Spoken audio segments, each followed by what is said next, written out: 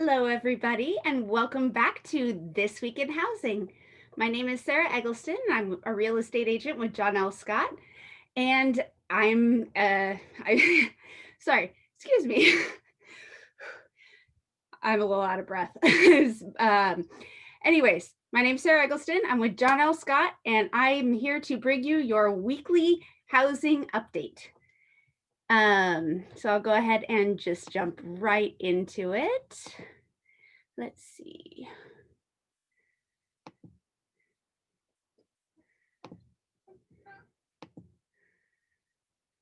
All right, here we are. So as I said, this is This Week in Housing.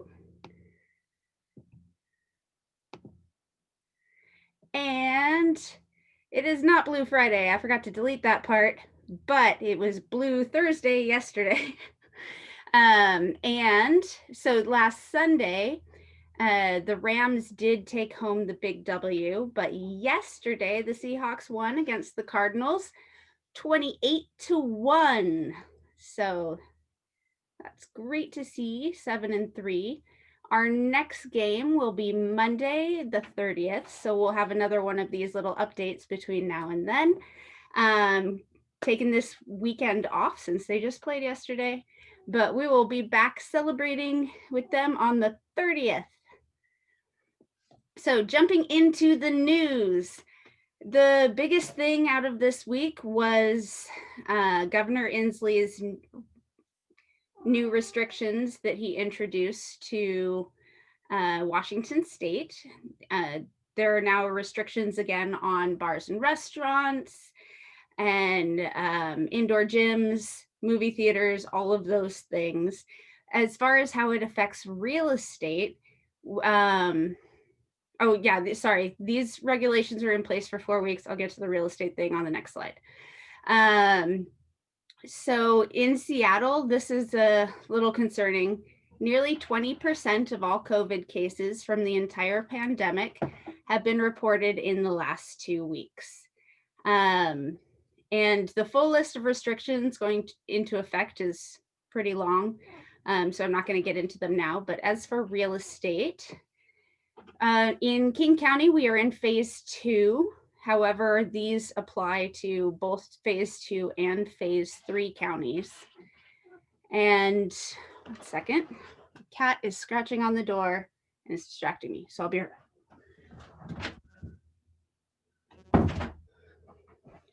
I think that happened last week as well. So in-person brokerage activities on site at the property. There are 5 people allowed in the property in addition to the broker. This is true for showings, inspections, pre-closing walkthroughs, all of that. Anything that's on site of the property is limited to 5 people in addition to the broker.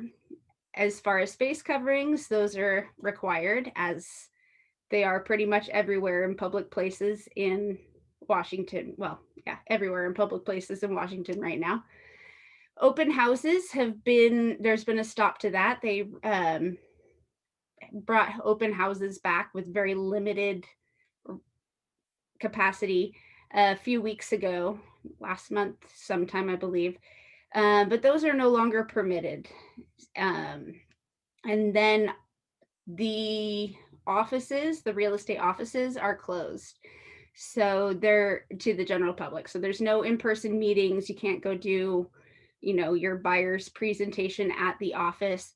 All meetings have to be either digital or at the client's home.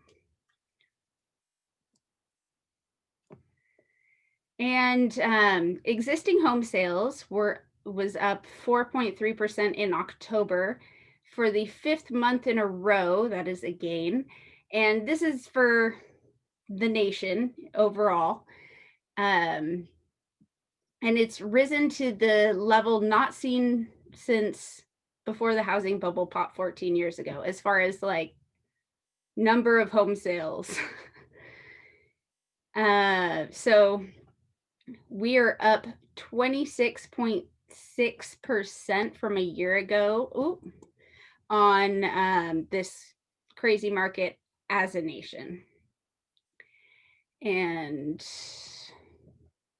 the median price is up $313,000 from a year ago, which is 15.5%, that's a pretty huge increase. These are national, as I said, but we'll bring it closer into King County in just a moment.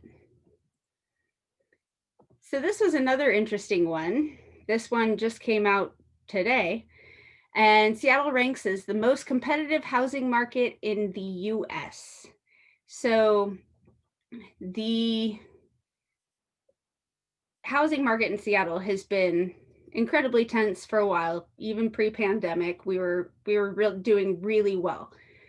And during the pandemic, we have remained strong. There was like a 15-20 day lag back in the spring, but otherwise the housing market, as far as buyer demand, has kept plugging along. So those sellers that were willing to list their homes, they had great response for their listings because the buyers are out there and there weren't very many listings. So 71% of homes selling are selling in less than 71% of the homes selling are selling in less than 2 weeks, according to a recent study. So that is pretty it's kind of mind-blowing numbers, honestly. This is really such a fast market, all based on lack of supply. And if you'll remember last week, we talked about US long-term mortgage rates had risen to 2.84. The week before had been a record low setter, but then for this week, we are at 2.72. So this is really great for, that's a pretty huge drop. It's over a point, tenth of a point drop. So this is a great trend to see, but I don't think that it'll be interesting to see what happens moving forward, because there's a number of things at play right now. With the promise of the coronavirus vaccine, that has boosted the stock market. And so as a general rule, the interest rates on houses do kind of the opposite direction of what the stock market's doing. So gosh, I am having a hard time explaining this right now. Sorry about that. That's the thing with live, though, is sometimes you get what you get.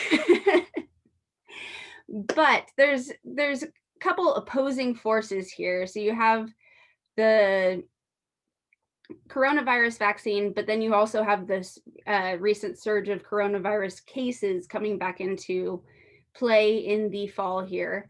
So we're seeing more unemployment, but the promise of the vaccine is making the stock market rise. So it'll be interesting to see what rates do as we move forward.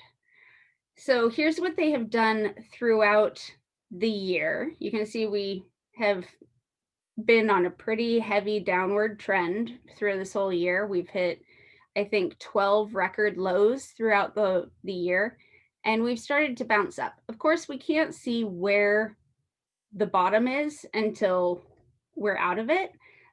So it could go back down, but it'll be interesting to see moving forward what interest rates do. I mean, they'll remain historically low, but I'm not sure they'll remain as low as they are right now, just with all of the factors that are playing into everything. So the rising yields on government bonds reflect new optimism about the US economy, but the trend could bring unwelcome news for mortgage borrowers. Higher rates on 10-year Treasury notes generally mean rising rates for 30-year mortgages. So this is kind of what I was trying to say a minute ago, but we got to keep an eye on the bonds to know what the mortgage rates are going to do. And there are so many factors coming into play here that it'll be interesting to see how it all plays out. Here are some mortgage projections though. So for 2020 fourth quarter here, we're at 2.95, and they expect it to raise up to just over 3.05 by third quarter of next year. So this is, I mean, it is on a upward trend, but the rate at which it's increasing is not very fast. So that is nice to see. As far as our local area market activity, we have in the last week in King County, there were 549 new listings, 972 pendings, and 948 sold. So if we look at that on the graph, our pended listings actually did tick up from last week. I was kind of curious to see if it would do that after the election, if there was a few more people that were being active in the buyer's market and increase in pending listings, and it looks like that is the case ever so slightly. However, we have seen a drop off in new listings, which this whole year has been about low listing inventory. So we are just making it worse by selling more houses and reducing the amount of that we're putting on the market. So for showing activity, this is a great indication of buyer activity in the market. This is a nationwide thing. You can see our showing activity has dropped off quite a bit in the last couple of weeks. From this year's pre-pandemic peak, we are down 18.9%. And the same time from last year, we're up 7%. So yeah, it's interesting to see how the buyer demand is happening at the moment. And change in showing traffic. So you can see the early pandemic, we had no showings. It was way down from the previous year. And that's because a lot of people weren't allowed to go look at homes. This is a nationwide thing, so things varied from state to state. And you can see we generally expect to see less traffic on holidays. Those are highlighted in orange here. But you can see that year over year traffic has been pretty steady throughout this whole year. It's been a lot higher than it was last year. And that's just that expression of buyer demand. For months of inventory, this is on a national scale here. We're at 2.5 months of inventory for October. A healthy market is 3 to 6 months of inventory. So on a national market scale, we're definitely in a seller's market. But if we bring that a little closer to home, King County is the black, Seattle is green, Kent is red, and Renton is purple, just to kind of show how things are happening in different areas. So right now, Renton is at 1.3 months supply, Seattle's at 1.9. And so you can see that Seattle City their market is a little bit slower than the rest of the area. There's people moving out from the city to the suburbs, and the suburbs are seeing a really high increase in traffic. But yeah, this to the national average of 2.5, we are so much faster than that. Our market is incredibly hot compared to the national scale, as we saw in that article a little bit earlier about how Seattle's one of the fastest markets in the nation. So as far as layoffs in Washington, these numbers are continuing to decline here. However, I think that, this is on a national scale. My label up there is wrong.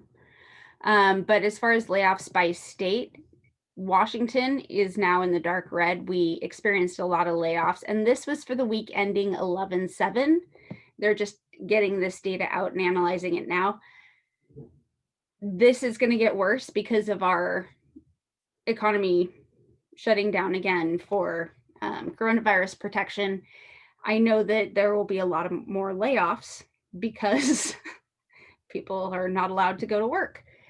But we were actually number one in the increase of new layoffs. I think partially that's because we did a really good job of bouncing back in our state. But now since our numbers are climbing again, we're having to do more layoffs and shutting business down and all that. So this housing market recovery index, I have mentioned this a few times throughout my updates here, and you can see that it is not as optimistic as it was a couple weeks ago. Our housing market index has dropped down to 108, so it's still over that 100 baseline mark of February 1st, but we are having a downward trend on the housing market as far as demand, supply, price, and time on market.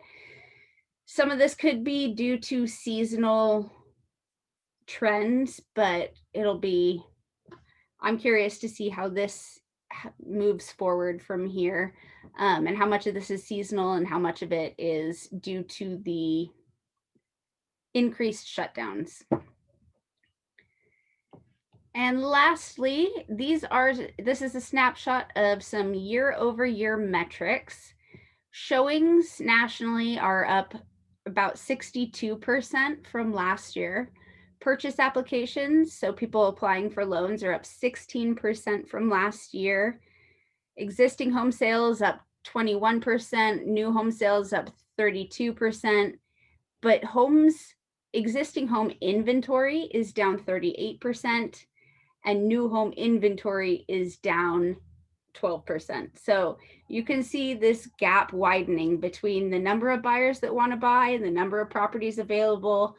And I feel like a broken record because I've been saying this all year, but it is starting to get worse as we get into the fall and winter season. So if you are a buyer looking to enter the market, it is very important to have a plan in place with your real estate agent. Make sure you sit and talk with them and understand the market specific in the area that you are shopping.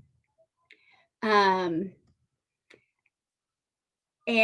for sellers, if you're thinking about selling, there's no reason to wait till the spring market of next year.